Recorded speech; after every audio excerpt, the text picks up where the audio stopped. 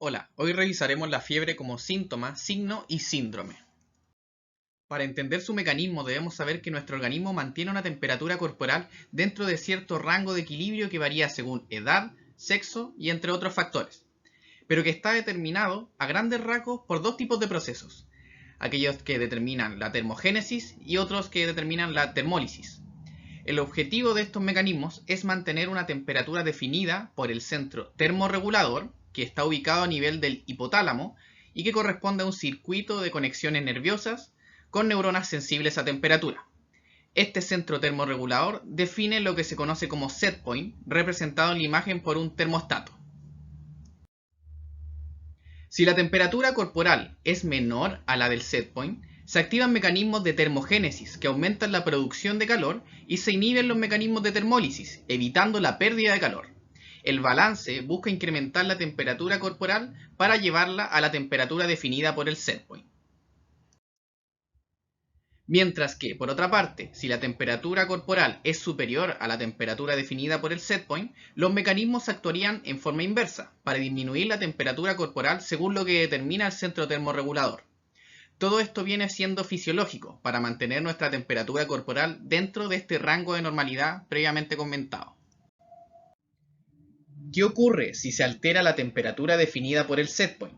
Como muestra el esquema, supongamos que un agente nocivo o noxia celular produce que aumente la temperatura definida por el set point. En este caso, la temperatura corporal, independiente de encontrarse en un rango normal, quedará en una posición menor a la temperatura definida por el set point y se activarán mecanismos que eleven la temperatura corporal, es decir, habría mucha termogénesis y poca termólisis, ya que estos cambios suelen ser rápidos y poco regulados al tratarse de una respuesta a una noxa. Esto es lo que conocemos como fiebre. Una vez instalados los mecanismos descritos para la fiebre, sucede que la temperatura corporal aumenta mucho e incluso podemos sobrepasar el valor de este set point alterado y elevado, ya que los mecanismos son rápidos y descontrolados. Por ende, la temperatura corporal queda nuevamente por sobre el set point y se activan los mecanismos inversos. Esto que acabamos de describir son las dos fases de la fiebre que se muestran en el gráfico. La primera fase está determinada por una temperatura corporal menor a la temperatura del set point, gatillando mecanismos de conservación y producción del calor. Esto trae como consecuencia vasoconstricción, escalofrío, búsqueda de calor, temblor, piloerección, palidez. Mientras que la segunda fase ocurre cuando la temperatura corporal supera la temperatura del set point debido a estos mecanismos y se activan otros mecanismos que evitan producir más calor y además disipan el calor que tenemos. Esto trae como consecuencia vasodilatación, rubicundez, sudoración, aumento de la respiración y búsqueda del frío. La alteración del set point está determinada por la liberación de sustancias que producen fiebre, denominadas pirógenos, que pueden ser exógenos, como moléculas que forman parte de agentes patógenos como bacterias, o endógenos, como moléculas inflamatorias liberadas por nuestras células, como algunas interleuquinas, las cuales suelen responder tanto ante infección, injuria, trauma. Estos pirógenos llegan al hipotálamo, en específico a un sector del sistema nervioso central conocido como el órgano vascular de la lámina terminal o OVLT, el cual en respuesta libera gran cantidad de prostaglandina E2, que es la responsable del aumento de la temperatura del set point a nivel hipotalámico. Entendiendo la fisiopatología resulta más fácil el abordaje de la fiebre como síntoma, signo y síndrome. De todas formas, depende de cada caso y el contexto particular si la fiebre será entendida como un fenómeno fisiológico, ya que posee efectos beneficiosos como mejorar la función de células inmunes o inhibir el crecimiento de algunas bacterias, o como un fenómeno más bien patológico, ya que también puede causar efectos adversos en el propio organismo por daño directo a nivel celular, desnaturalización proteica, descompensación de patologías de base, entre otras. Por lo tanto, una vez teniendo esto en mente, nos preguntamos qué es la fiebre y la vamos a definir como el fenómeno de elevación de la temperatura corporal debido a un set point alterado, ¿cierto? Que vimos que estaba elevado. Se considera un síntoma general, debe ser siempre preguntado ya que constituye un motivo de consulta frecuente, a veces principal y que genera malestar. Muchas veces, además, dentro de otros síntomas, la presencia de fiebre refleja la existencia de patología orgánica. Además, puede descompensar otras patologías y tiene utilidad en el seguimiento y respuesta al tratamiento de las mismas. La fiebre puede ser entendida como un síntoma, un signo y un síndrome. Habitualmente se suele denominar sensación febril cuando la abordamos como síntoma, es decir, sin evidencia objetiva, mientras que el término fiebre se reserva en la clínica para cuando hay evidencia objetiva de este fenómeno, ya sea medida con algún dispositivo, ¿cierto?, de medición de temperatura como un termómetro. Otros conceptos que son de utilidad son el de febrícula, que se refiere a una fiebre como de un nivel menor. Habitualmente se define menor a 38. Se entiende como una fiebre pequeña, ¿cierto?, de baja cuantía entre 37 y 38. Hiperpirexia, hipertermia, se refiere a aumentos de temperatura bastante altos, mayor a 41 grados Celsius, y que no siempre están asociados al concepto de fiebre, ya que podemos tener alzas en la temperatura en estos valores sin tener la presencia de un set point alterado, como puede ser en algunas patologías como la hipertermia maligna y otras como golpes de calor. La fiebre invertida se refiere a un concepto en que normalmente lo que ocurre es que la fiebre tiene una peor evolución durante las tardes, es decir, el síntoma fiebre empeora en la tarde para el paciente. Y esto es un fenómeno fisiológico, ya que habitualmente en las tardes aumenta nuestra temperatura. El valor normal que tenemos de fiebre puede variar habitualmente entre menos 0,6 a más 0,6 dentro de este valor. Y estos valores más altos se alcanzan durante la tarde. Al contrario, en las mañanas la fiebre tiende a ser más baja. Teniendo en cuenta este fenómeno fisiológico, se reconoce a la fiebre invertida cuando no presenta este patrón y la fiebre tiende a ser peor durante las mañanas que en las tardes. Otro concepto es la tolerancia febril, que se refiere a la medida en que el paciente le molestan los síntomas febriles. Por ejemplo, hay ciertos grupos de pacientes que tienden a tener menor sintomatología asociada al fenómeno de fiebre, como por ejemplo personas mayores, en inmunosupresión. También se reconoce que las personas con enfermedades hepáticas más bien crónicas, severas, y personas infectadas con tuberculosis podrían tener una menor de percepción y desarrollo de sintomatología cuando tienen fiebre, es decir, van a tener alzas térmicas registradas sin necesariamente mostrar tanta sintomatología como podría ser otros grupos poblacionales. La fiebre facticia es un concepto más bien que se refiere a una fiebre provocada por el mismo paciente. Y finalmente la fiebre de origen desconocido, ¿cierto?, es un concepto que revisaremos al final de la presentación. La medición de la fiebre se puede realizar a distinto nivel. Principalmente está destacado a nivel axilar, oral o rectal, cada uno con sus ventajas o desventajas que se describen en la tabla del costado. Por ejemplo, la temperatura rectal se considera la más cercana a estimar la temperatura central del cuerpo, ya que la temperatura oral o axilar son más bien superficiales y están influidas por otros factores ambientales como la humedad o el sudor.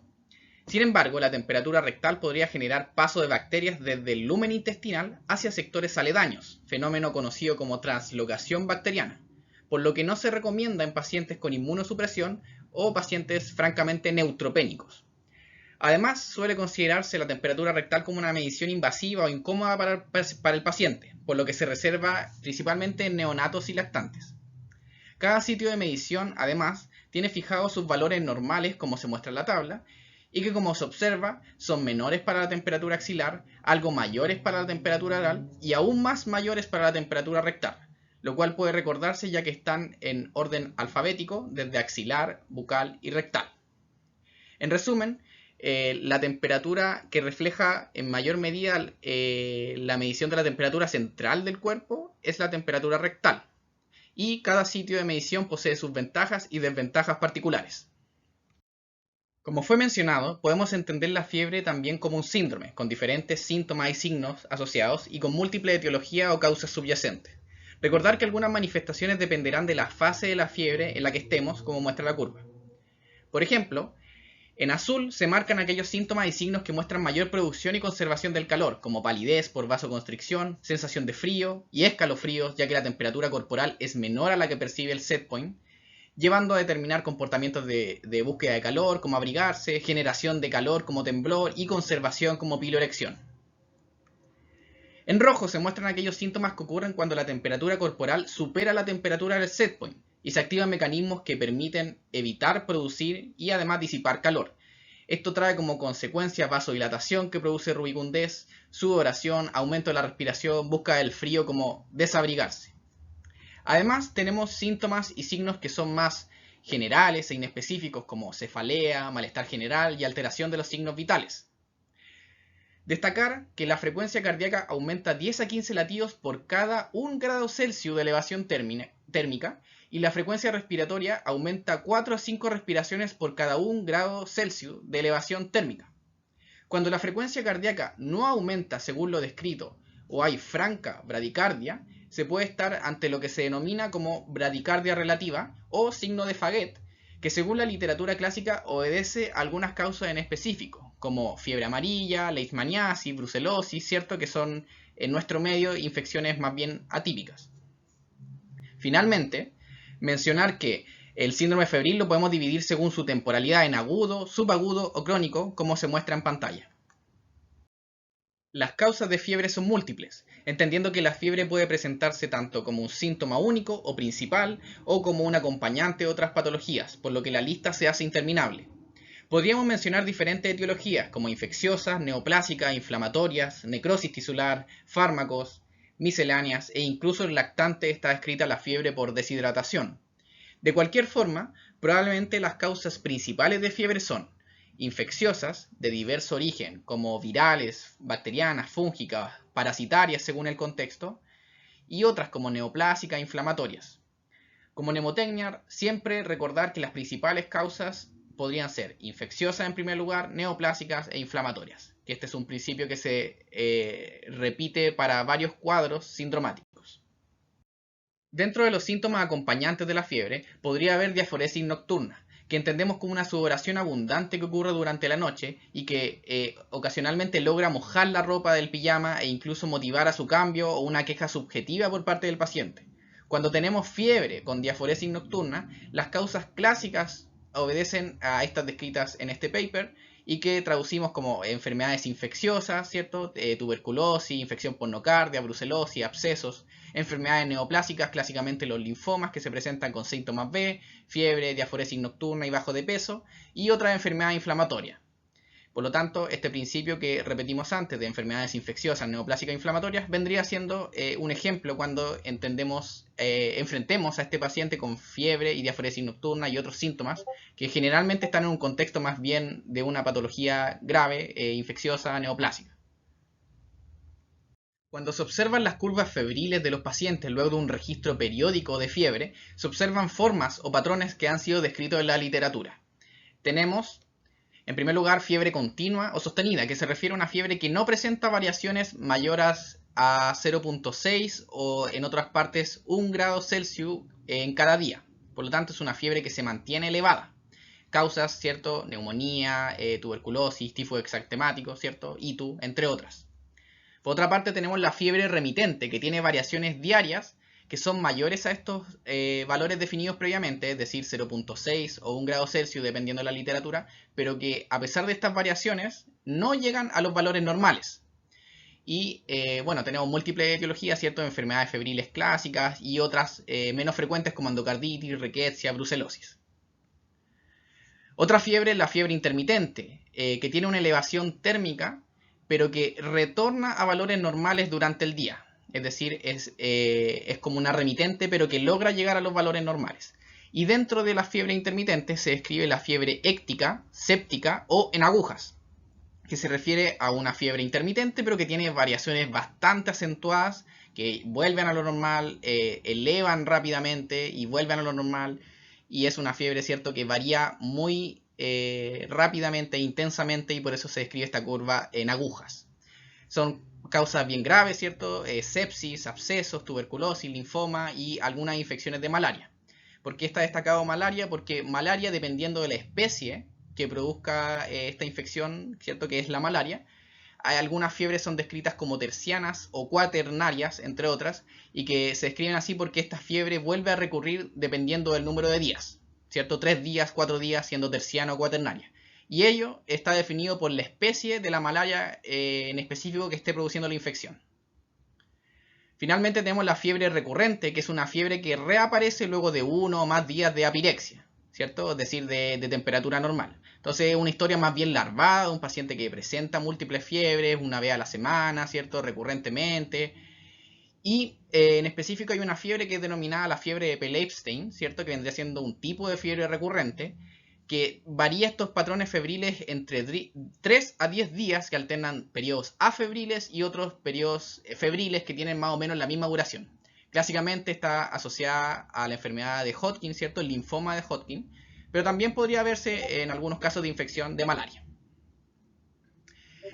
Si bien estas son preguntas clásicas que se hacen respecto a la fiebre, se reconoce hoy en día su limitada utilidad y escasa evidencia asociada. En este paper nos comentan los motivos por los cuales las curvas febriles tienen poca utilidad por diferentes factores confundentes, como por ejemplo, consumo de antipiréticos para manejo de la fiebre, uso de tratamientos de la causa particular como antibióticos en infecciones. Determinados grupos tienden a presentar menos fiebre, como fue mencionada, o a hacer presentaciones atípicas como personas mayores, personas con inmunosupresión y en desnutriciones importantes. Además, sabemos que en determinados cuadros de infecciones pueden haber varios agentes infecciosos en un mismo cuadro y finalmente por variabilidad individual y también problemas de registro. Por esto, su uso es limitado y podría reservarse en ciertos contextos que nos sugiere este paper, a pesar de que muchas veces no es tan utilizado, como podría servir en fiebre sin foco, en contexto de bajos recursos y o ante fiebre de origen desconocido o FOD, que revisaremos. Finalmente, para cerrar el tema de síndrome febril, hablaremos de la fiebre de origen desconocido o FOD. Como muestra la tabla en blanco, previamente debemos saber que al enfrentar la fiebre, en general en la práctica clínica se busca o se localiza un foco de la fiebre, es decir, un origen infeccioso que puede ser evidente o no, y para esto sirve preguntar síntomas acompañantes, por ejemplo, un paciente con fiebre y síntomas respiratorios como tos, disnea y expectoración, probablemente posea una infección respiratoria, y en este caso baja como podría ser una neumonía. Los principales focos infecciosos en la práctica se ubican en la vía aérea, genitourinario, abdominal, entre otros. En ocasiones, el foco puede no estar presente o no ser evidente y se habla de fiebre sin foco.